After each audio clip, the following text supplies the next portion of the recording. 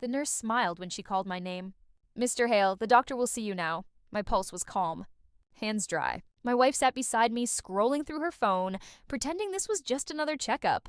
We'd been fighting for days about the vasectomy. Her idea, not mine. "No more surprises," she'd said. I agreed, though not for the reasons she imagined. Inside the consultation room, the doctor shook my hand politely, then turned toward her. "Mrs. Hale, could I have a moment alone with your husband?" She frowned, exhaled sharply, and walked out.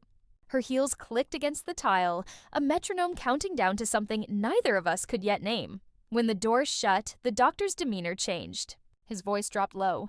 "Mr. Hale," he began, "there's something unusual." He opened a file, eyes avoiding mine.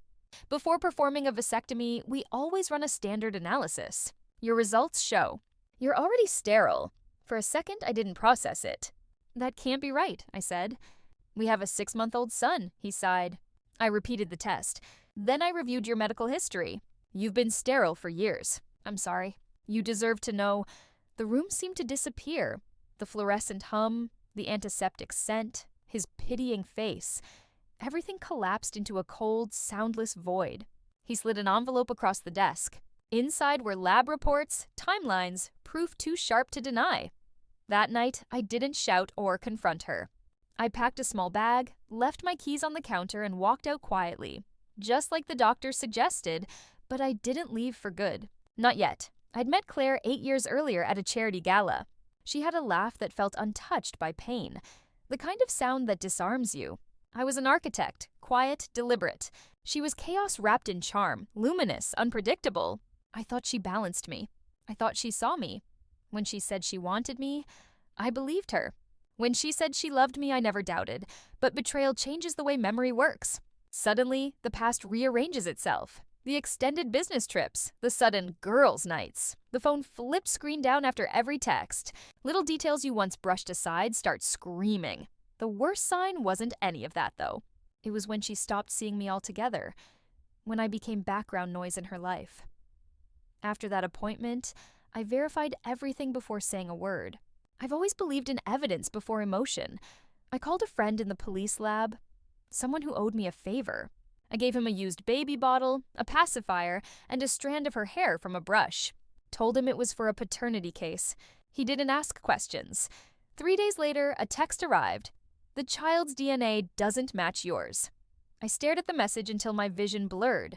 Then strangely, I felt calm. Not fury, not grief, just a quiet relief. Because now, I wasn't her victim. I was her consequence. Weeks passed while I prepared.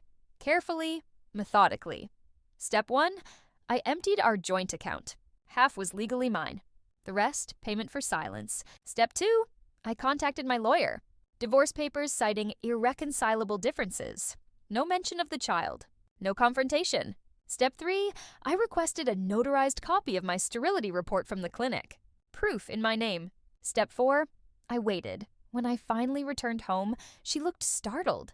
"You just left," she said, half laughing, half nervous. "I needed to think," I replied. "You were right about the surgery." "I went ahead and scheduled it." Her smile softened. She touched my arm. I let her. That week, I was perfect. Thoughtful, attentive.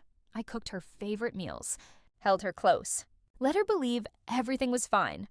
On Friday, I asked her to meet me at the clinic to finalize some paperwork. She arrived dressed as if for a date. When the receptionist accidentally handed her the wrong folder, she opened it right there. Inside was my sterility report, dated years before our son's birth. I watched the color drain from her face. "Claire," I said gently. "Read the section I highlighted?" She did. Her lips trembled. This can't be true." I tilted my head. "That's exactly what I said." She tried to speak, but I turned and walked away, leaving her there clutching the proof, as if it were burning through her hands. No yelling. No public scene. Just silence. The kind that suffocates louder than any scream. She called, texted, begged. I never answered. Her last message said, "Please. He needs you. She was wrong." What he needed was truth. And that was something she could never give him. Word spread slowly. I didn't tell anyone, but secrets have a way of leaking when someone's desperate to cover them. Her lover, my business partner, left the firm not long after. His wife filed for divorce. Claire moved back in with her parents and sold the house I designed for us. I didn't celebrate. I didn't need to. Watching her rebuild her life from the wreckage was enough. People think revenge demands rage. It doesn't. It demands precision and patience, the ability to smile while cutting the strings. I never told her how I found out. Not about the doctor, or the test, or the nights I spent rehearsing the confrontation I never delivered. Because true revenge isn't in what you expose. It's in what you leave unsaid. Sometimes I think back to that sterile consultation room. The doctor's quiet sympathy. That was the moment my life split in two. The man I was, and the man I became. One lived for love. The other for truth. Between them lies silence. The same silence she wakes to every morning, wondering if I'll ever speak again. I won't. That's her punishment.